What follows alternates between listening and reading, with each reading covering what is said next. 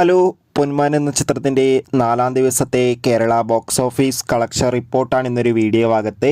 വീഡിയോയിൽ വരുമ്പോൾ video like ചെയ്യുക, ചാനൽ സബ്സ്ക്രൈബ് ചെയ്യുക. ഈ വരുന്ന ജനുവരി മാസം അങ്ങോട്ട് ധാരാളം ചിത്രങ്ങൾ OTT റിലീസ് ചെയ്തിട്ടുണ്ട്. ഇനി അങ്ങോട്ട് ഫെബ്രുവരി മാസം OTT റിലീസ് ചെയ്യാൻ പോകുന്ന ചിത്രങ്ങളുടെ വീഡിയോ നമ്മുടെ ചാനൽ ഭാഗം പരിശോധിച്ചാൽ നിങ്ങൾക്ക് കാണാൻ വേണ്ടി സാധിക്കുന്നതായിരിക്കും.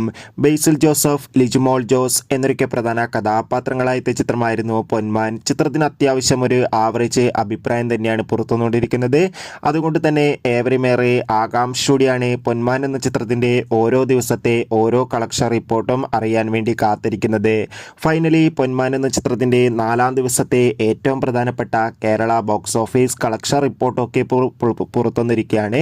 ചിത്രത്തിന് 4-ാം ദിവസവും അത്യാവശ്യം മികച്ചൊരു ബുക്കിംഗ് ആണ് കേരളത്തിൽ നടക്കുന്നത്. അതുകൊണ്ട് തന്നെ ഇന്ന് മാത്രം 1 കോടിക്ക് അടുത്ത് വരെ കളക്ഷൻ നേടിയെടുക്കാൻ വേണ്ടി സാധിക്കുമെന്നാണ് ട്രാക്കിംഗ് റിപ്പോർട്ടുകൾ സൂചിപ്പിക്കുന്നത്. എന്തായാലും നമുക്ക് പൊന്മാൻ എന്ന ചിത്രത്തിൻ്റെ കൂടുതൽ കളക്ഷൻ റിപ്പോർട്ടിനായി കാത്തിരിക്കാം.